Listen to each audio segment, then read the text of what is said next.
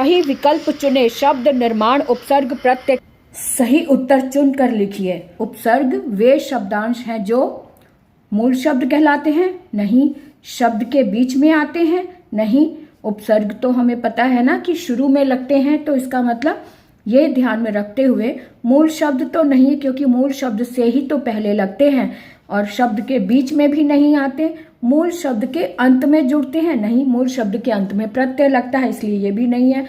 शब्द के प्रारंभ में जुड़ते हैं? हाँ, ये सही है, क्योंकि मूल शब्द के शुरू में जो लगता है उसे उपसर्ग कहते हैं, तो ये घ ऑप्शन बिल्कुल सही है। उसके बाद देखिए, परि उपसर्ग से ना बनने वाला शब्द। ना पर ध्यान दे, ना लिखा है। अक्सर बच्चे इस पर ध्यान नहीं देते, ना देखते ही नहीं, सिर्फ परि उपसर्ग देखते और ढूंढने लग जाते हैं। यहाँ पर देखिए, इस तरह का उलझाने वाला प्रश्न आता है। तो परि उपसर्ग से ना बनने वाला शब्द है पर्यावरण। इसको विच्छेद करके देखो, परि धन आवरण, तो इसका मतलब परि है यहाँ पर। परि धन भ्रमण, परि यहाँ पर भी है। परि धन इक्षित, तो यहाँ पर भी है। यहाँ प्रकोष्ठ, यहाँ पर अगर अलग करेंगे तो प्र आ रहा है, यहाँ पर परि उपसर्ग नहीं है, तो इसका मतलब ये हमारा ऑप्शन बिल्कुल सही है, प्रकोष्ठ। उसके बाद देखो, दुर शब्दांश से बनने वाला शब्द है। दुर, दुर्गम में दुर है, क्योंकि दुर्धन गम है। दुष्ट तो दुकेला और दुस्वप्न, इसमें दुर नहीं है, सिर्फ ये क ऑप्शन हमारा बिल्कुल सही है, जिसमें दुर और गम है। ठीक है, तो इस पर हम टिक लगा देते हैं। उप उपसर्ग से बनने वाला शब्द नहीं है। यहाँ पर भी नहीं पर ध्यान दो, नहीं पर ध्यान देना है कि उपसर्ग उप उपसर्ग वाला शब्द कौन सा नहीं है इनमें। उपसंहार, इसमें उप है। उप आंग, उपप्लांग, यहाँ पर भी उप है। उपस्थ, उपधन स्थित, यहाँ पर भी उप है। उपरोक्त, यहाँ पर उपरोक्त यानी कि ये गुण संधि है, ऊपर और उक्त दिया हुआ है। उक्त का मतलब ऊपर, लेकिन यहाँ पर ये शब्द भी यहाँ पर इसके आधार पर तो ये सही है, लेकिन ये शब्द ही अपने आप में गलत है, क्योंकि उपरोक्त कोई शब्द नहीं होता, ऊपरी उक्त होता है। तो यहाँ पर उपर्युक्त होना चाहिए था, ऊपरी धन उक्त, तो यहाँ पर यण संधि से उपर्युक्त होता। तो यहाँ पर ये दिया हुआ ऑप्शन, इसलिए हम इसे सही करेंगे कि यहाँ पर ऊपरी उप उपसर्ग नहीं है। ठीक है, यहाँ पर ऊपरी है। आगे देखें, अन उपसर्ग वाला शब्द है। अन नामिका, यहाँ पे इसको विच्छेद करके देखें, क्योंकि मूल शब्द जो अगर है, मूल शब्द से पहले अगर अन लगा है तो वहां पर अन है। तो यहाँ पे देखो, नामिका, नामिका मूल शब्द है, तो इसका मतलब अ उपसर्ग लगा, यहाँ पे अन नहीं है। अनुसंधान, यहाँ पर अनु लगा है, अनुधन संधान लगा हुआ है। यहाँ पर निंदनीय, अनिंदनीय यानी निंदनीय ये मूल शब्द है और अ उपसर्ग लगा हुआ है, इसका मतलब ग ऑप्शन भी नहीं है।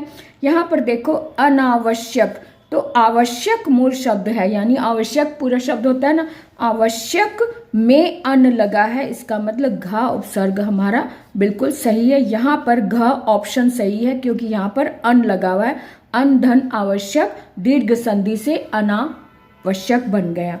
अब आगे देखें, यहाँ पर आ उपसर्ग नहीं है। यहाँ पर ये बताया है कि आ उपसर्ग नहीं है, जिसमें वह शब्द देखना है।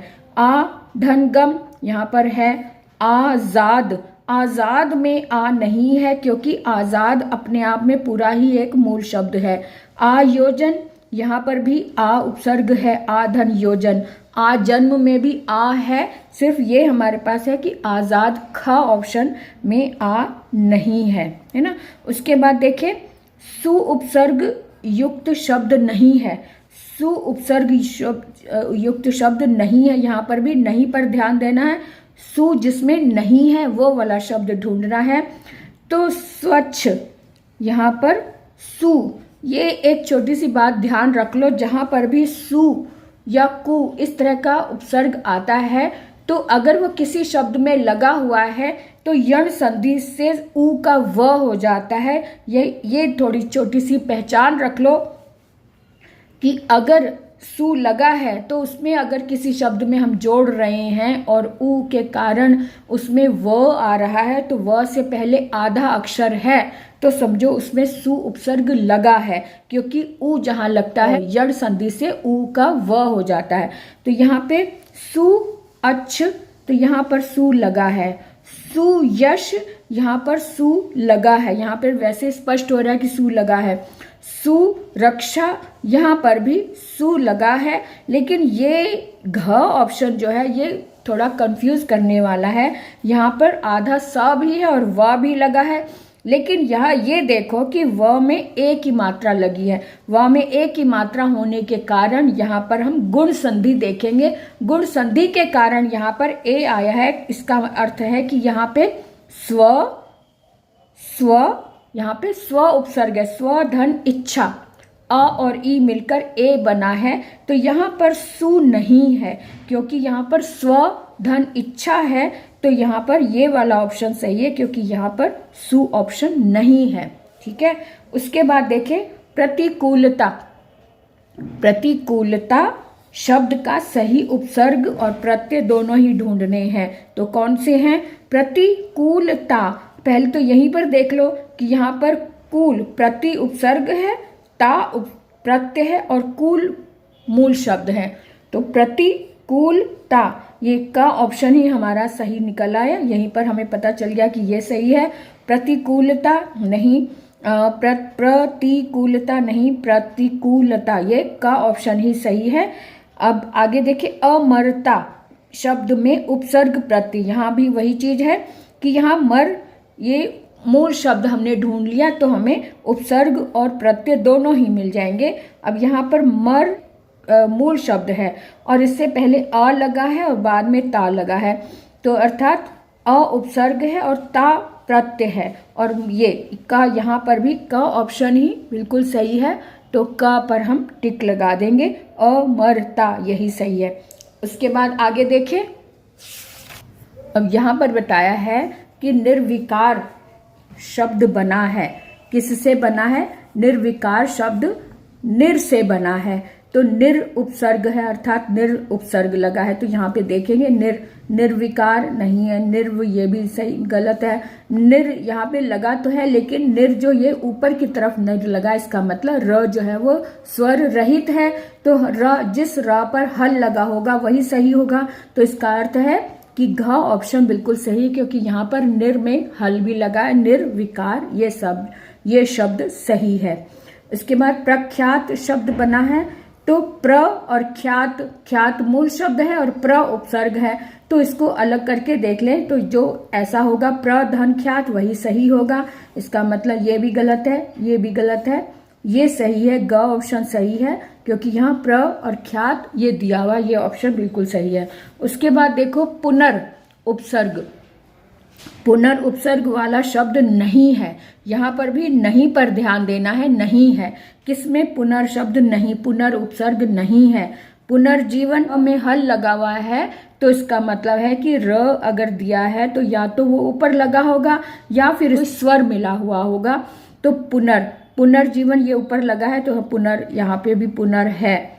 यहाँ पुनश्च, पुनः च, यहाँ पे पुनर नहीं है, क्योंकि श जो है वो विसर्ग से आया है, तो इसको विच्छेद करेंगे तो पुनः च आएगा। उसके बाद पुनरावृत्ति, यहाँ पे मैंने बताया था पुनर और आ मिलकर ये पुनरावृत्ति हो गया।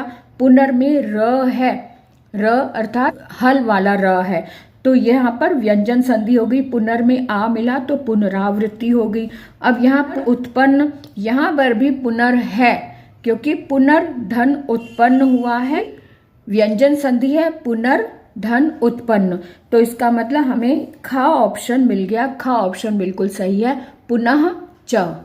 ठीक है, उसके बाद देखिए अ उपसर्ग वाला शब्द है। लोना, अन देखा, यहाँ पर अन उपसर्ग दिया है।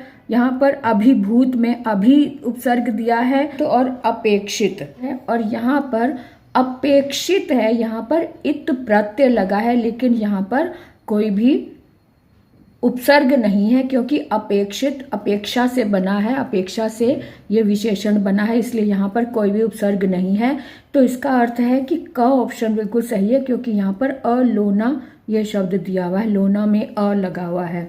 उसके बाद देखें गैर शब्दांश नहीं है जिसमें वह शब्द है गैर वाजिब, यहाँ पे गैर है, गैर मामूली है, गैर जिम्मेदार भी है और गैरत, ये घ ऑप्शन सही है जिसमें गैर उपसर्ग नहीं है। ठीक है, वी उपसर्ग युक्त शब्द नहीं है, यहाँ पर भी नहीं पर ध्यान देना है।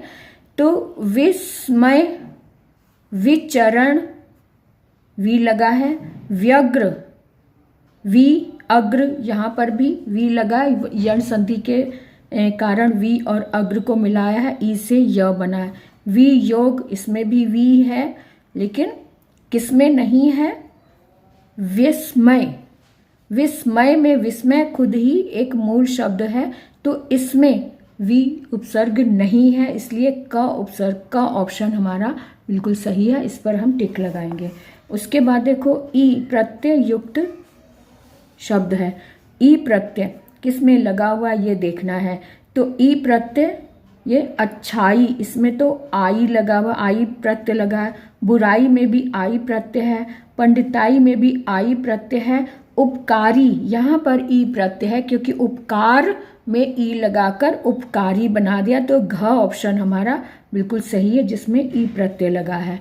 अब इसमें आवट देखना, आवट प्रत्यय के योग से बने इन शब्दों में एक अनमेल है, एक अनमेल है।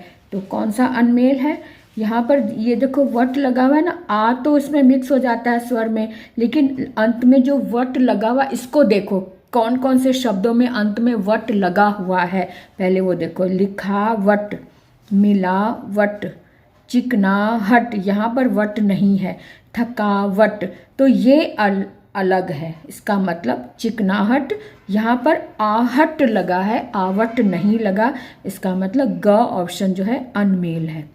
यहाँ से इस तरह से हमने इसको देख लिया। तो इस तरह से ये थे बहुविकल्पीय प्रश्न जो हमने आज देखे, जिसमें प्रत्यय और उपसर्ग लगाकर हमने मूल शब्द, अब इन्हीं शब्दों से हम मूल शब्द ढूंढ सकते हैं। आप ध्यान से देखें, जब हम उपसर्ग ढूंढते हैं और प्रत्यय ढूंढते हैं तो जो बीच में रह जाता है वही मूल शब्द होता है, इस बात पर ध्यान दें। देखो ये जैसे लिखावट, यहाँ पर जो ये लिखना ये मूल शब्द है, यानी ये कृत, यहाँ पर जो आवट वगैरह लगा है ये कृत प्रत्यय लगे हैं। जो भी क्रिया वाले शब्दों में जब प्रत्यय लगता है तो उसे हम कृत प्रत्यय कहते हैं, है ना। तो ऐसे ही यहाँ पर जिसमें जो शब्द संज्ञा सर्वनाम विशेषण वाले होते हैं, ये सभी शब्द विशेषण वाले हैं, तो यहाँ पर जो प्रत्यय लगा है ये प्रत्यय तद्धित प्रत्यय होता है, इस बात पर भी ध्यान दें। तो आज के लिए इतना ही, फिर मिलेंगे अगले वीडियो में एक नए टॉपिक के साथ।